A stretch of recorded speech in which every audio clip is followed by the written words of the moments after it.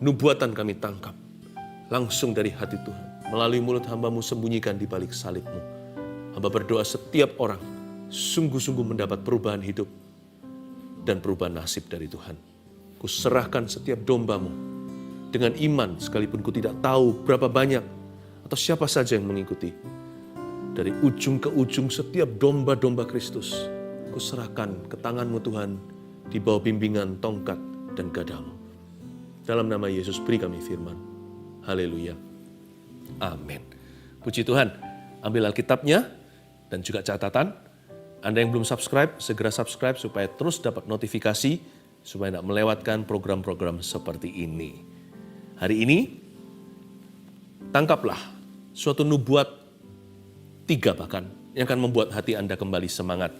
Dan ini nubuatan untuk pekerjaan kita. Matius pasal yang ke-17 ayat 24 sampai 27, 3 nubuatan untuk pekerjaan kita. Sambil dibuka saya jelaskan nubuatan itu apa. Kenapa ada kata nubuat? Banyak orang alergi dengan ini karena kita seringkali dapat pengalaman yang kurang menyenangkan. Karena banyak sekali pihak-pihak yang menyalahgunakan nubuatan. Padahal nubuatan itu indah. Nubuatan itu artinya 2. Foretelling, F-O-R-E-T-E-L-L-I-N-G. Foretelling itu prediksi. Jadi seperti perakiraan. Nanti hujan atau tidak. Tapi ini bukan cuaca. Tapi perakiraan tentang apa yang Tuhan mau kerjakan. Nah itu harus digenapi. Maksud saya itu harus diteguhkan dengan pengenapan. Terima saja asal tidak melanggar firman, kalau memang Tuhan bicara pasti terjadi. Kalau tidak terjadi, Tuhan tidak ngomong apa-apa berarti. Tapi ada satu lagi yang namanya forthtelling, F-O-R-T-H-T-E-L-L-I-N-G. Forthtelling itu adalah menjadi kepanjangan lidah Tuhan. Jadi untuk masa kini bukan untuk masa depan. Kata-kata seperti Jesus loves you, jikalau diucapkan tepat waktu kan Tuhan suruh, apalagi terhadap orang yang sebentar lagi mau bunuh diri, itu bisa menyelamatkan nyawa. Sekalipun gak ada suara seperti demikian firman Allah atau aku berkata. Tapi perkataan yang tepat guna dan tepat waktu. Itulah nubuatan juga, foretelling, tidak memperakirakan apa-apa, tidak memprediksi sesuatu. Tetapi suatu getaran hati Kristus yang bisa dirasakan, Tuhan sedang punya pikiran ini dan Tuhan sedang berkata demikian. Nah saya harap Anda mendapatkan foretelling juga, yaitu lewat saat teduh. Khususnya untuk pekerjaan. Pekerjaan ini bukan hanya berbisnis atau yang business owner saja. Segala profesi, termasuk ibu rumah tangga adalah pekerjaan bukan? Mahasiswa, sekolah, setiap kita selalu punya panggilan. Kita buka dulu Matius 17 ayat 24 sampai 27, Yesus membayar bea untuk bait Allah. Saya baca, ketika Yesus dan murid-muridnya tiba di Kapernaum, itu ministry base atau markas besarnya Tuhan Yesus dalam pelayanan, datanglah pemungut bea bait Allah kepada Petrus dan berkata, apakah gurumu tidak membayar bea 2 dirham itu? Jawabnya, memang membayar. Dan ketika Petrus masuk rumah, Yesus mendahulunya dengan pertanyaan. Karena Yesus maha tahu ya, jangan lupa. Sebelum ditanya, Tuhan sudah tahu dulu. Apakah pendapatmu Simon? Dari siapakah raja-raja di dunia ini memungut bea dan pajak? Dari rakyatnya atau dari orang asing? Jawab Petrus, dari orang asing. Maka kata Yesus kepadanya, jadi bebaslah rakyatnya. Yesus ini lagi ditarik bea cukai, bea bait Allah. Karena sistem pemerintahan mereka religi. Tapi Yesus itu yang punya bait suci. Masa bayar? Tapi Tuhan Yesus tidak mau menjadi batu sandungan. Yesus tetap membayar pula. Padahal dia yang punya bumi dan sorga. Betapa baik ya rendah hati Tuhan itu ya. Mari kita contoh itu sedikit. Saya kasih pesan-pesan ekstra. Ayat 27. Tetapi supaya jangan kita menjadi batu sandungan bagi mereka, pergilah memancing ke danau. Dan ikan pertama yang kau pancing, tangkaplah dan bukalah mulutnya. Wow! Maka engkau akan menemukan mata uang 4 dirham di dalamnya. 2 dirham plus 2. Ambillah itu dan bayarkanlah kepada mereka, bagiku 2 dirham dan bagimu juga 2 dirham selebihnya. Ini luar biasa. Karena ini menunjukkan the omnipotence of Jesus Christ. Keilahian Tuhan Yesus. Yesus itu bukan nabi. Yesus itu Allah, anak Allah yang maha tinggi. Omnipotence itu artinya kemahakuasaannya. Tuhan Yesuslah yang menaruh koin itu di dasar lautan. Ikan yang ditangkap oleh Petrus adalah ikan dalam laut. Bukan hanya ikan di dalam laut, ikan lautan dalam. Yesus yang taruh di dalam situ. Pratanda bahwa Tuhan Yesus kita itu memang Allahnya bumi, langit, dan lautan. Jadi jangan sembah apa-apa lagi, Tuhan itu komplit dan lengkap. Nggak usah kita cari sesuatu superstisi atau suatu keyakinan-keyakinan yang tidak terbukti. Yesus itu mendominasi bahkan ikan di lautan. Tuhan bisa taruh koin di dalam sana. Ini bukan magic show, ini mujizat. Coba bayangkan dulu. Penting sebelum Anda terima nubuatan, karena nubuat harus selalu menunjuk kepada Dia, Sang Pencipta. Harus kepada Sang Penebus. Nubuatan harus mengarahkan mata ke Yesus. Coba saya bicara tentang pribadinya Tuhan dulu dan keilahiannya. Supaya Anda dan saya taruh percaya, bukan taruh keyakinan pada diri sendiri, apalagi manusia. Yesus itu luar biasa. Dia bisa taruh di sana. Dia itu mendominasi bahkan makhluk hidup di bawah bumi. Berada di tempat yang low, the lower world, even the lower world belongs to Him. Bahkan bumi di kolong langit ini bukan hanya di kolongan, tapi sampai di kolongannya bumi sampai yang paling bawah itu dominasinya Tuhan Yesus. Tidak ada sesuatu di luar jangkauannya, itu sudah pasti. Baik yang di sungai, di laut, di langit, di atas, di angkasa, di bumi, di seluruh pelosok dunia. Gak ada yang luput dari jangkauannya. Berarti Tuhan sanggup menolongmu, bukan? Tuhan sanggup menolong Anda. Dan bukan hanya itu juga menunjukkan the omniscience of Jesus atau kemahatauannya. Selain Tuhan yang menaruh koin itu di bawah lautan, di dalam perut ikan, di dalam mulutnya. Ya. Bukan hanya itu saja, Tuhan juga tahu ikan itu di mana. Tuhan tahu bahkan ikan itu di mana. Jadi tidak heran Dia bisa mengerti berapa jumlah rambut di kepala kita. Alkitab mengatakan Dia menghitung rambut di kepalamu. Itu bukan dihitung jumlahnya berapa ratus ribu hair yang ada di kepala ini. Tapi masing-masing lembaran seutas rambut yang jatuh ke bumi, itu ada nomornya di hadirat Allah. Jadi hari ini waktu Anda sisiran tidak hati-hati, yang kecantol di sisir itu adalah rambut nomor 400.567. Atau itu mungkin rambut yang ke-29.349. Ada barcode-nya. Begitu telitinya Tuhan, bukan hanya maha kuasa. Dia maha tahu, bukan hanya maha tahu untuk menghakimi bumi. Ayo, I know what you did last summer. Aku tahu apa yang kamu lakukan di tempat tersembunyi. Tapi Dia itu teliti. Rencananya itu detil dalam hidupmu. Dia perhatikan bahkan burung pipit di udara. Kenapa kita worry? Hanya karena kita belum mengalami mujizat, kita sedang dalam ujian. Tetaplah tabah, saudara. Tuhan kita itu tahu di mana Anda berada. Saat teduh seperti ini, nggak sampai 1 jam. Mana bisa saya nubuatkan satu-satu setiap orang. Fungsi daripada kata-kata pengetahuan, fungsi daripada nubuatan adalah untuk menggugah semua orang sisanya bahwa Tuhan tahu where you are in this life. He knows your struggles too. Dia ngerti pergumulan Anda sesungguhnya itu apa. Duduk perkaranya di mana, solusinya di mana. Dia tahu waktu ilahi kairosnya kapan Tuhan akan menolong. Ya, ini saya kalau baca begini saya nggak habis-habis bisa merenung betapa hebatnya Tuhan kita. Please jangan sembah yang lain kecuali Yesus Tuhan. Karena hanya Dialah Allah alam semesta. Semesta langit dan bumi memuji Dia. 3 nubuatan untuk pekerjaan kita mulai di ayat 27 dulu. Tetapi supaya jangan kita menjadi batu sandungan bagi mereka. Pergilah memancing ke danau. Garis bawah itu. Perintah Tuhan yang pertama itulah nubuatan pertama untuk pekerjaan kita. Tuhan berkata begini, pergilah memancing. Pergilah memancing. Ke danau secara spesifik. Spesifikasi bagi Kefas atau Petrus. Karena dia nelayan, ya ke danau bukan ke kantor. Bukan ke sawah, ladang itu petani. Bukan ke kebun, buah-buahan. Karena dia bukan tukang anggur. Juga bukan bukan peternak, jadi bukan disuruh bukan disuruh ke kandang. Yesus itu sangat-sangat bijaksana. Tuhan berkata, Simon, pergilah ke danau. Tapi perintahnya adalah pergilah memancing ke danau. Sesuai dengan profesinya.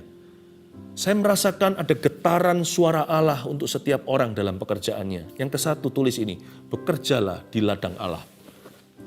Maksudnya apa Pastor Philip? Berarti saya harus jadi pendeta. Ladang Allah itu luas, Tuhan itu loh. Allahnya langit, bumi, semesta alam, dan lautan. Angkasa raya semuanya ini kecil di tangannya, dia maha besar. Kalau saya bilang bekerjalah di ladang Allah, itu di pekerjaan Anda, bukan disuruh jadi pendeta. Pendeta ya di gereja, pendeta bekerja di kantor gereja, di kantornya. Tapi kita semua punya pelayanan, yaitu pekerjaan kita. Bekerjalah di ladangnya. Mulai hari ini, inilah kehendak Allah.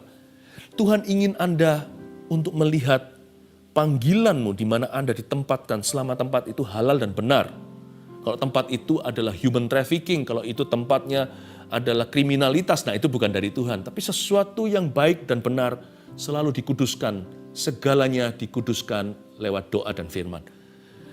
Di tempat Anda berpijak, itulah tanah Kanaan atau tempat perjanjian. Itulah covenant-mu dengan Tuhan Yesus. Bekerjalah di ladangnya karena Allah yang meletakkan Anda di sana. Bekerjalah sungguh-sungguh. Kalau Anda tidak kerja, jangan makan. Kata firman Tuhan. Bekerjalah di ladang Allah. Pergilah memancing ke danau. Pernah mikir nggak?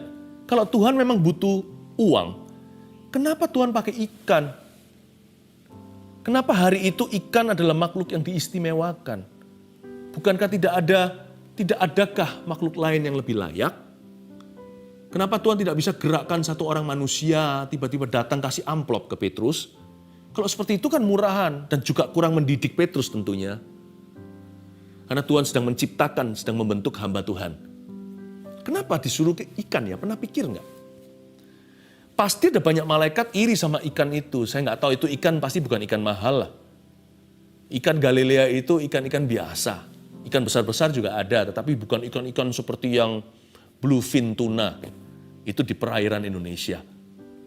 Di Galilea itu ikan Petrus. Disebut begitu sampai hari ini. Ikan-ikan seperti mujair begitu. Bukan ikan yang mahal. Malaikat-malaikat pasti semuanya berkata, kenapa bukan salah satu dari kami? Dengan senang hati, malaikat kalau turun langsung kasihkan ke tangan anak Allah. Karena mereka semua ingin mendapat perkenanannya. Buktinya pada waktu Yesus sedang menderita di Getsemani, malaikat yang turun dan bercahaya memberi dia kekuatan. Atau Musa kali, atau mungkin bahkan Elia. Dengan senang hati mereka datang untuk ngobrol dan kongko dengan Tuhan Yesus di Gunung Transfigurasi sebelum penyalipannya. Kenapa enggak Tuhan pakai seorang tukang pos yang lain? Kenapa ikan? Pernah pikir enggak kenapa ikan? Bukan ikannya. Tuhan sedang memberi pesan kepada kita dan kepada Petrus saat itu. Tuhan sedang mendorong dan menunjukkan restu, mendemonstrasikan dukungan kepada profesi yang Petrus tekuni. Tuhan seolah-olah ingin bicara sama Petrus, yang rajin ya nak. Profesimu itu aku berkati. Itu juga ladangnya Allah. Nah, Petrus kan jadi rasul akhirnya. Jadi hamba Tuhan bukan? Kalau jadi hamba Tuhan kita semua hamba Tuhan. Jadi pendeta maksudnya. Iya, tapi Petrus jadi pendeta setelah dia responsibel dulu. Dia dipilih khusus oleh Tuhan, disisihkan. Bukan karena dia gagal bekerja. Ingat ya, Petrus meninggalkan jala ketika dapat 153 ikan. Dan dia berkata, pergilah daripada aku orang berdosa. Ikannya besar-besar. Dia tiba-tiba kejatuhan bintang kejora. Luar biasa diberkati profesinya. Justru di puncak berkat, Petrus berkata, aku lepaskan semua dan kuanggap sampah. Aku mengikut Yesus menjadi penjala manusia. Jangan alasan. Aku lepas, karena kerjaan kita gagal, kita mau melayani Tuhan. Melayani Tuhan itu di kerjaan. Nanti akan ada orang-orang yang melayani di kerjaan dan disertai Tuhan yang Tuhan berkata, cukup, kamu menjadi full timer. Tapi hanya segelintir orang saja. Jangan jadikan alasan melayani Tuhan sebagai kamuflase karena kita tidak mau sungguh-sungguh bekerja di bidang kita. Tuhan bilang sama Petrus seperti ini, Petrus, Kefas, anakku, muridku, bekerjalah di ladang. Kenapa dia memilih ikan? Karena dia ingin memberi pesan bahwa Tuhan berkenan kepada profesi nelayan. Apa profesimu? Percayalah, bekerjalah dengan sungguh-sungguh, dengan hati yang berkenan. Jaga hati, jaga kekudusan. Ikut Yesus. Ya. Melekat pada Tuhan. Nanti lihat ya, pulang dari tempat kerja Anda membawa lebih dari sekedar paycheck Anda. Anda membawa restunya Tuhan Yesus. Membawa perkenanan Allah. What you bring home is not paycheck atau salary atau gaji. Yang Anda bawa pulang, blessing. Beyond your salary. Melebihi gaji Anda. Anda pulang membawa sebuah perkenanan Allah. Bekerjalah di ladangnya. Serius mulai hari ini. Saya ngomong begini, membeberkan karpet merah. So, saya merasakan kita semua terlalu tenggelam di dalam pandemi. Satu persatu mulai beralasan dan berkata, iya lagi sepi dan sebagainya. No. Bunga bakung itu berkembang di padang yang gersam. Ayo, bangkitkan semangat. Kan saya sudah janji tadi. Ini nubuat yang membangkitkan semangat. Karena kata nubuatan itu juga berarti membangun semangat orang. Itu salah satu fungsi nubuatan. Building someone's faith. Membangun iman. Ayo, jangan beralasan. Aku bekerja di ladangnya. Karena Tuhan akan berkati. Yang kedua, kita lihat kembali di ayat 27 tadi. Tapi supaya jangan kita menjadi batu sandungan bagi mereka. Pergilah memancing ke danau. Lalu ke berikutnya. Dan ikan pertama yang kau pancing. Tangkaplah dan bukalah mulutnya. Maka engkau akan menemukan mata uang 4 dirham di dalamnya. Garis bawahi ikan pertama yang kau pancing. Bukan coba-coba. Poin kedua, saya rasakan ini nubuatan untuk kita. Saya nggak bisa jelaskan panjang lebar, secukupnya ala kadarnya. Tapi tangkap aja, ini kalimat-kalimat hikmat. Anda tangkap, taruh di hati, besok bekerja, terngiang-ngiang di dalam kepala. Ya, berimanlah dan bukan coba-coba. Waktu Anda bekerja, berimanlah. Jangan hanya bekerja.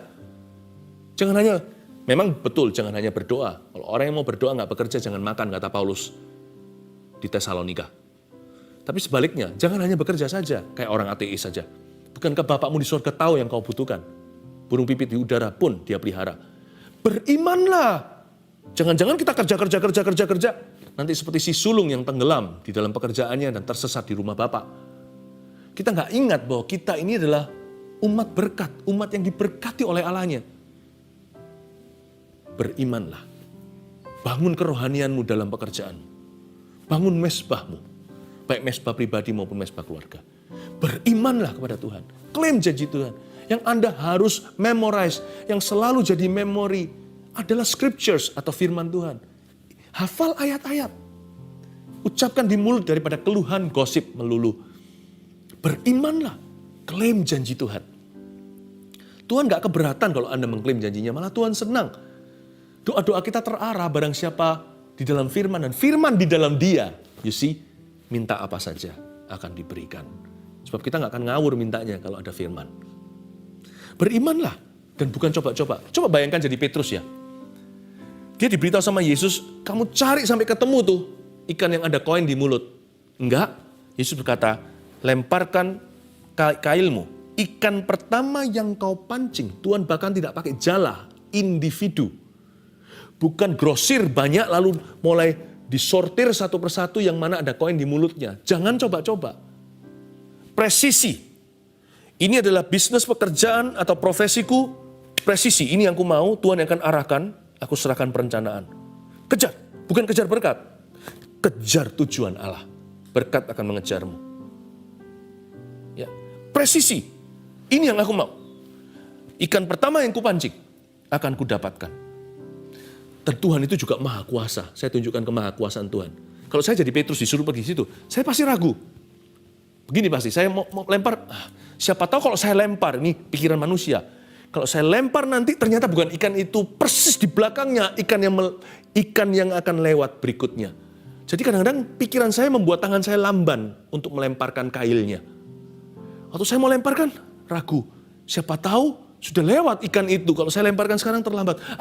Peduli amat. Mungkin saya sedang bergumul 10 menit pertama di pinggir lautan atau di tepi danau itu. Tapi akhirnya, peduli amat, saya lemparkan. Kok bisa tepat jackpot? Cering, kena ke ikan yang satu itu. Dari jutaan ikan di Galilea. Kok Tuhan tahu ya?